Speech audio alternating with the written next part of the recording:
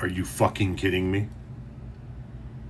So how are we supposed to move forward as a nation after this? Like, because I mean, we're now at the point where the left is perfectly fine murdering people just because they don't like the sounds that come out of their face. Because let's be real, it's all Charlie ever did. Like, Charlie had an organization that was dedicated to helping educate young people. Half of that organization was dedicated to helping people find faith. And in his spare time, he liked to debate with people. And for that, you fucking murdered him. He wasn't a politician. He wasn't changing laws that affected your life. He wasn't stealing money. He wasn't doing any of that. Like, at the end of the day, Charlie talked to people. He gave people an opportunity to say what bothered them, how they disagreed with him, and then he got his opportunity to say why he was right. And for that, you fucking killed him. Like, I thought it was bad watching Z and her crew chase after his coattails and try to be somebody. But I would have never assumed that violence would be visited upon Charlie. Like, because, again, all he did was help educate young people, help people find faith, and in his spare time, talk to people. And for that, you murdered him. Liberals, what the fuck is wrong with you?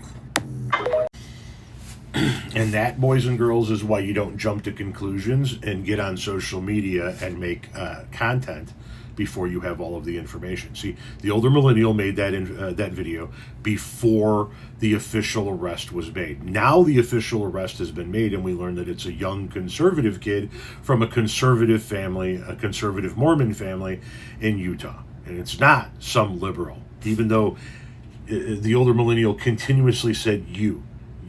We're at a point where liberals will kill somebody because they disagree with them. Now, of course, the older millennial doesn't feel the same way about the member of his own party, the MAGA member, who had a 45-person hit list and actually assassinated 2 sitting lawmakers in Minnesota. That didn't get anything like this. Of course not. This one does. And now the older millennial wants to know, how do we move on? Even though he's wrong about who it is, he's wrong about who did it. It's once again somebody from the conservative side, somebody raised around guns, somebody raised in a conservative family. Even though they were all wrong, he still wants to know how we're going to move on after this. The same way you managed to move on after every other shooting in this country. The same way that you moved on after those 2 lawmakers in Minnesota were assassinated by somebody with, once again, a 45-person hit list made up entirely of Democrats. The same way you moved on after Paul Pelosi got attacked. The same way you moved on after every single person of color was killed by another cop in this country.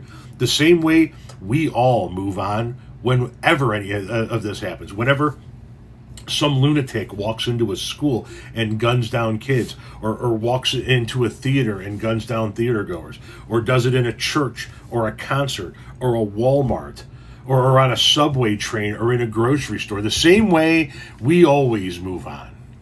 How are we going to move on? I'm pretty sure you figured out how to move on from shootings by now.